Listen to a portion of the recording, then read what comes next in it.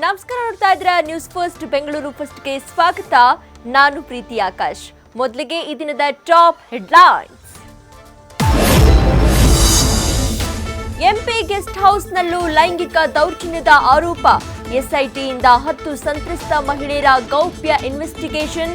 ಅಧಿಕಾರಿಗಳ ಮುಂದೆ ಪ್ರಜ್ವಲ್ ಹಳಿ ಡ್ರೈವರ್ನಿಂದ ಪೆನ್ ಡ್ರೈವ್ ರಹಸ್ಯ ರಿವೀಲ್. ತಿರುಪತಿ ತಿಮ್ಮಪ್ಪನ ದರ್ಶನಕ್ಕೆ ಹೊರಟವರಿಗೆ ಕಾದಿತ್ತು ಶಾಕ್. ಪೂಜೆಗೆ ಅಂತ ಆನ್ಲೈನ್ನಲ್ಲಿ ಆ ಲೇಡಿ ಮಾಡಿದ್ರು ಟಿಕೆಟ್ ಬುಕ್. 15 ಅಲ್ಲ 9,000ಕ್ಕೆ ಪಾಸ್ ಸಿಗತ್ತೆ ಅಂದವನು ಹಣ ದೋಚಿ ಎಸ್ಕೇಪ್.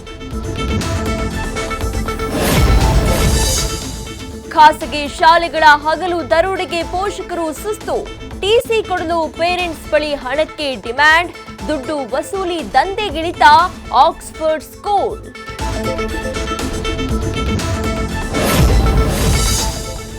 ಜನರೇ ಎಚ್ಚರ, ಮೇ 4ರವರೆಗೂ ರಾಜ್ಯದಲ್ಲಿ ಇರಲಿದೆ ಹೀಟ್ ವೇವ್. ಈ ಬಾರಿಯ ಬೇಸಿಗೆ ಮಾತು 41 ವರ್ಷದ ರೆಕಾರ್ಡ್ ಬ್ರೇಕ್. ಬಿಸಿಲ ಜಳಕ್ಕೆ ದಾಖಲಾಯಿತು 10 ರಿಂದ 20 ಲಕ್ಷ ಕಿಡ್ನಿ ಸಮಸ್ಯೆಯ ಕೇಸ್.